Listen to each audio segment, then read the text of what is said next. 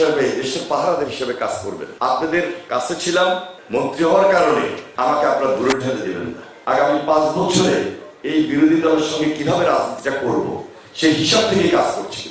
নির্বাচন পরবর্তীতে এই যে ক্যাবিনেট গঠন, ক্যাবিনেটে এর মধ্যে 2টা মিটিং, ওনার সঙ্গে ওনার বক্তব্য শোনা, ওনার কথাগুলো শোনা, আমি খুব অল্পতেই বলছি উনি কিন্তু বড় একজন পাহারাদার হিসেবে, দেশের পাহারাদার হিসেবে কাজ করবেন, এটা আমার বিশ্বাস হয়েছে, মনে হয়েছে।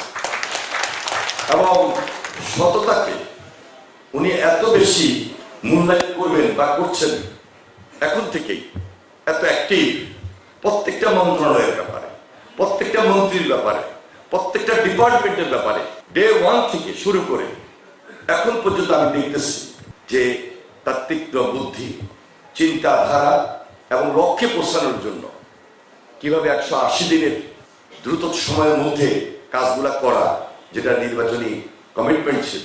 আপনাদের কাছে ছিলাম, মন্ত্রী হওয়ার কারণে আমাকে আপনারা দূরে ঠেলে দেবেন না। আমি চেষ্টা করবো আপনাদের কাছে থাকার জন্য, আর আপনারা চেষ্টা করবেন আমাকে কাছে ধরে রাখার জন্য। আমি এই আহ্বানটুকু ট্রাই করি।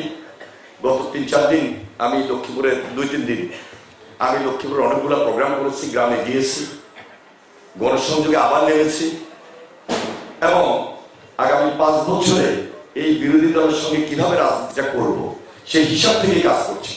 আপনাদের সঠিক পরামর্শ আমি মনে করি আমাকে আরো বেশি অ্যাক্টিভ রাখবে, আরো বেশি আমি দেশ এবং জাতির জন্য কিছু দিতে পারবো।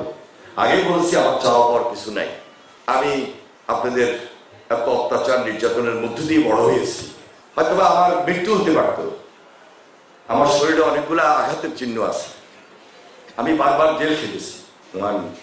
আল্লাহ তাআলা আমাকে যে সম্মান দিয়েছে, আমি যেন সারাটা জীবন এই সম্মানটা রেখে যেতে পারি, ধরে রাখতে পারি, এটাই আমার চাওয়ার কথা। কেউ আমাকে